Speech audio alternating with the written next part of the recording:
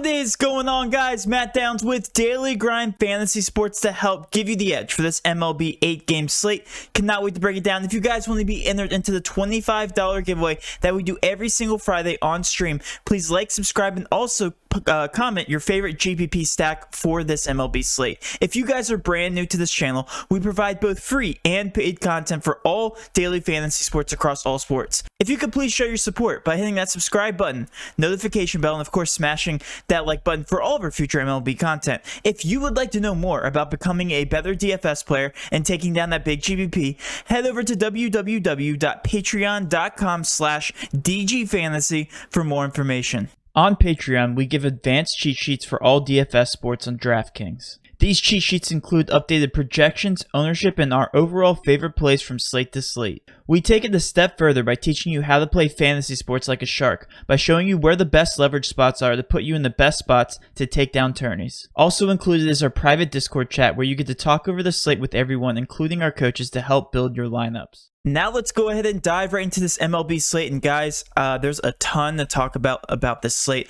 I want to talk about last night because I want to talk about strategy. And again, every one of you guys are watching these MLB videos and you're still struggling.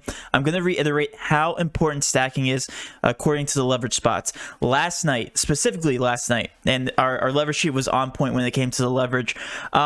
These are all the teams. If you guys have never seen my leverage sheet, shows you all the teams, and it shows you based on the ownership and the actual projections how underrated the players are in terms of the field. How many people, what specific players are being overlooked in terms of ownership. Because when you guys observe the ownership and projections, you're able to stack certain teams that are flying under the radar because of their price tags, because the over-unders aren't that high. Regardless of the situation, we know that MLB is the most volatile sport of all the sports. And because of that, you guys are needing to stack leverage stacks to take down GPPs. Last night, specifically, we had the Dodgers. If you guys just look here, this column right here, a minus 5.3% overrating means they are very underrated and they're flying under the radar.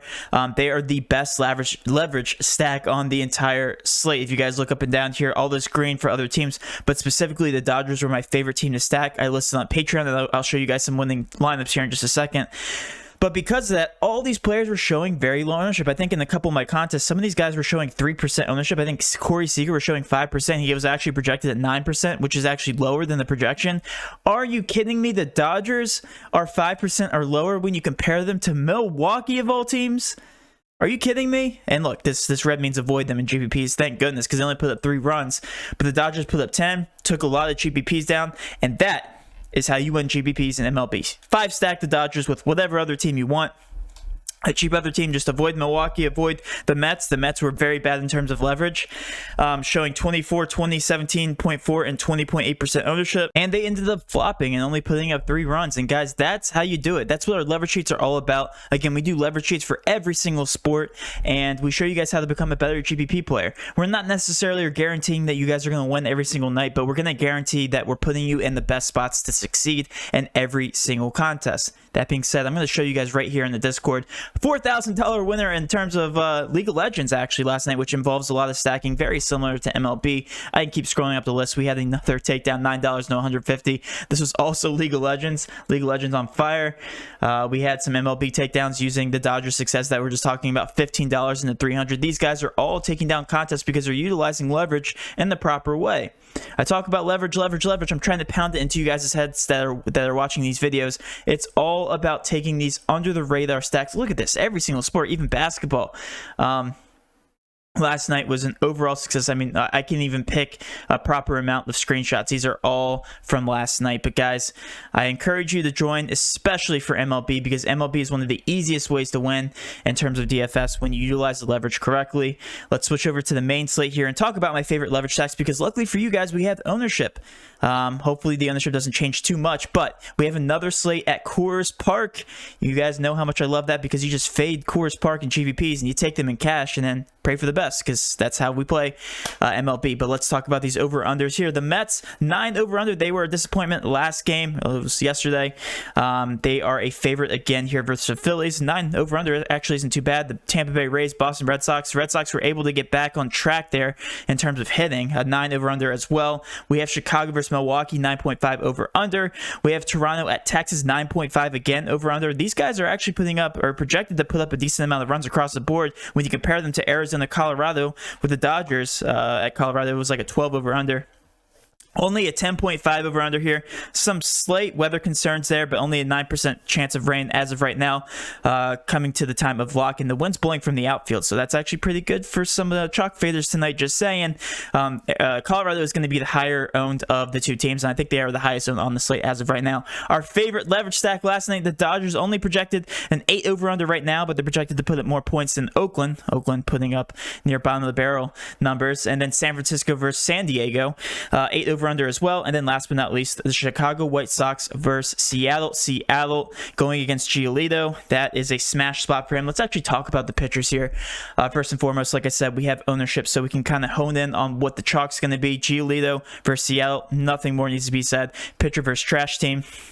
Just lock and load them. I think he's a very obvious option in terms of cash. Yu Darvish versus San Francisco. At San Francisco, a very good, or sorry, it's at San Diego. Very good opportunity for him here. Yu Darvish, a beast last season, 39.9% owned. He's actually higher owned, or he's more expensive than Giolito, which I actually think it should be quite the opposite. But Darvish, another fantastic option and a great spot for San Francisco. We know historically they're not a good team. Kershaw also debatable for a cash option, 9.5K, also cheaper than Darvish. So another good spot here versus Oakland. Paxton versus the White Sox. White Sox are a bit scary here when it comes to hitting. They have just some really good power hitters in the front part of their lineup there. 8.1K, also very cheap. So if you want a salary save, if you guys want to go down the list here, Luke Weaver versus Colorado. Colorado is definitely hit or miss, but if you guys want to take that stab at Coors Park, 6.5K, very, very cheap there. And I think a good contrarian option. I think he's a good pay down option. But let's focus on some of the hitters here.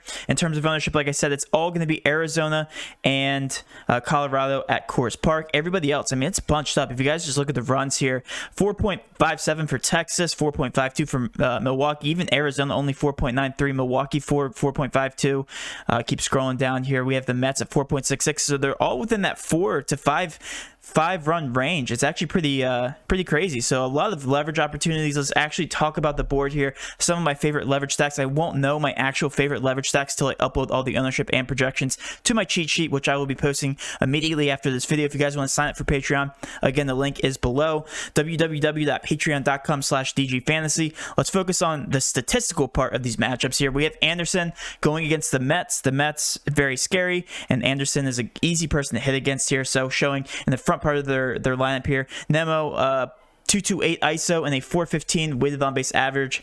Lindor, Conforto, Alonso, Smith all look fantastic. Even in the later part of the lineup here, we have McCann in the 8th spot, also in a fantastic spot. So really like these guys for leverage. Again, they were a disappointment last game, but you guys want to go right back to the well, take advantage of the lower ownership here for the Mets. I think they're a fantastic leverage spot. Marcus Stroman, not any plate appearances last season, so going against Philly. Philly is also scary. Another hit or miss matchup. I feel like this game overall, in terms of ownership and in terms of the over-under, is going to be very hit or miss. So take advantage of that. I think both of these teams could be easily a contender for putting up the most runs on the slate. Going down the list here, we have next Tampa Bay Rays versus Boston. Like I said, Boston got it going last night. We have Glasnow versus Boston. I don't think they do it again tonight, but lets up a ton of power in a very hitter-friendly ballpark. So could be a bit of a trap here for Glasnow. So Boston's starting to heat up. Couldn't do it against my Orioles, but they're playing a worse team, because the Orioles are the best team in the league here in Tampa Bay. So definitely hit or miss here. Only big GPPs for me here for Boston. Tampa Bay going against Perez. Perez lets up a lot of power here versus lefties. However, Meadows doesn't do well against other opposing lefties. An 85 ISO and a 196 weighted on base average. I'm actually seeing this for the first time. A lot of red for him. So I'm not going to be a fan of him. Looks like low later part in the lineup here. A 267 ISO and a 325 on-base average. Yeah, so I think overall, I think Tampa Bay looks like a nice leverage stack. Again, like I said, a hitter-friendly ballpark, and lets up a ton of power here versus lefties. And honestly, righties, 174 ISO isn't too bad, so you could be targeting a lot of this green here in the lineup. Going down the list here, we have Milwaukee versus Chicago. Milwaukee, what a disappointment they were last game, looks to be in another spot to disappoint again. Hopefully, you guys don't fall for the trap of their price tags. Their price tags are all very low, with the exception of Yelich. Yelich was like 5.5. The rest of these guys were like 3K. So that's why they were chalk last game. However, we have Coors on the slate, so these guys should not be chalk. I also think they could be bad in GPPs, just because if you look at all the red on this chart, doesn't really bode well for Milwaukee. Off to a disappointing start to start the season. Going over to Peralta versus Chicago, we have Ian Happ with a beast. He has 311 ISO and a 392 versus opposing righties.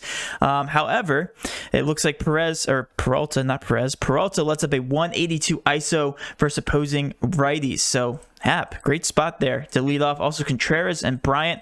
Bryant had a disappointing last season. This is based on last season and this season's performances, and he's got off to a little bit of a better start here in his first couple games to start the season. So looking at him, Baez also not that good of a sample size here, and then Bodie here all the way at the very back of the lineup. So I do like the front part, 1, 2, 3, 4, maybe 5 for Chicago for leverage. And then going down the list here, we have Toronto versus Texas. Texas, a very hitter-friendly ballpark, lets up a ton of power. If you guys can see behind my big head here, a 490 weighted on-base average and a 393 ISO versus opposing righties. That's righties, yes. The only problem with that is that there are a ton of lefties here in this Texas lineup. If you guys look at Rourke against opposing lefties, a 325 weighted on-base average and a 195 ISO, so it does let up a ton of power and hitting power against opposing lefties. So that's why this Texas team has a higher over-under. And then looking at Toronto,